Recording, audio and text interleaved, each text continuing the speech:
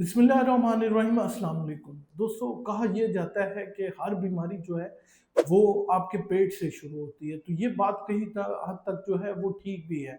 पेट का मतलब ये नहीं है कि आपके मैदे से कुछ चीज़ें ऐसी निकलती हैं जो कि हर बीमारी को शुरू कर देती हैं। बेसिकली कहने का मकसद ये है कि आप जो भी खाते हैं वो आपके मैदे में जाता है। अगर आपका मैदा ठीक काम कर रहा है तो इसका मतलब ये है कि आपको खुराक हज़म हो रही है, तो की बॉडी जो है उसको रिस्पॉन्स करेगी, एनर्जी प्रोड्यूस करेगी। लेकिन अगर आपका मैदा डिस्टर्ब है तो ऑटोमेटिकली जो खुराक आप खाएँगे वो आपके खून में जाके आपके अज़ा को नुकसान पहुँचाएगी।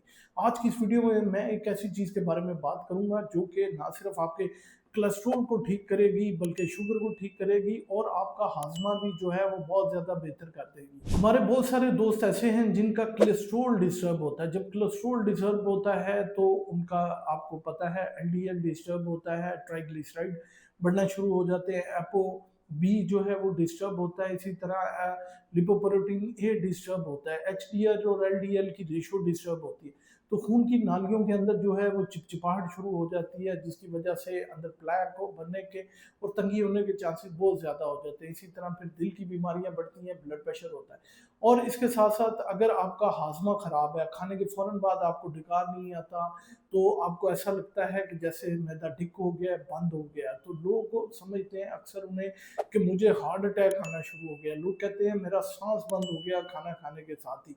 तो आज की इस वीडियो में हम यही बात करेंगे वो कौन सी चीज़ है जो कि इन सारी बीमारियों का हल है। अब लोग क्या करते हैं कि वो डाइट करना शुरू कर देते हैं, एक्सरसाइज करते हैं, लेकिन मसला जो है वो वहीं का वहीं रहता है। तो एक चीज़ जो आपके किचन में मौजूद है वो इन सारी मसले मसाइल का हल है।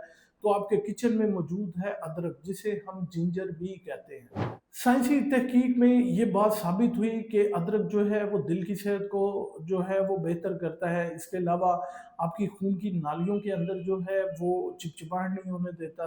तीसरे नंबर पे आपका हाजमा बहुत बेहतर हो जाता है, आपको गैस, फारा, डकार बिल्कुल नहीं होने देता।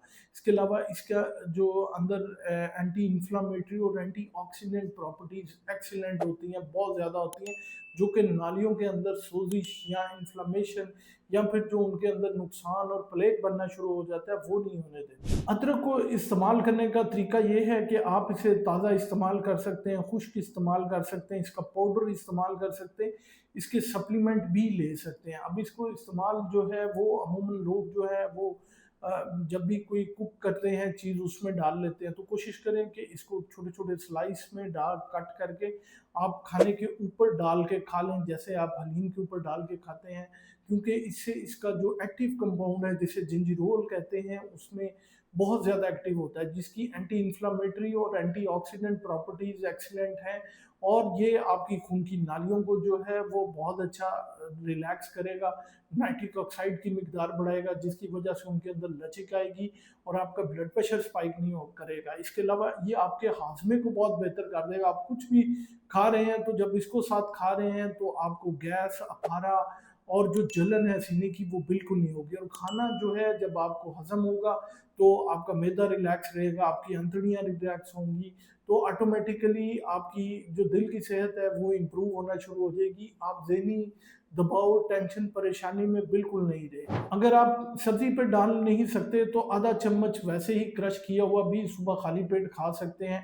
बस आजकल गर्मियाँ हैं तो इसकी मिकदार को जो थोड़ा-सा कंट्रोल में रखें। बाकी अगर आप कोई दवाई खा रहे हैं तो अपने डॉक्टर से लाज़मी मशवरा करें। खून पतला करने वाली दवाई खा रहे हैं तो अपने डॉक्टर से इसका लाज़मी मशवरा करें। दोस्तों, अपनी खुराक में कुदरती चीज़ों को जो है वो ऐड करें, क्योंकि इनके अंदर बहुत ज़्यादा फ़वाइद हैं और यही फ़वाइद जो हैं ये आपकी बॉडी को बहुत ज़्यादा ताकत देते हैं। उम्मीद है ये मालूमात आप लोगों के लिए बहुत फ़ायदेमंद साबित होगी।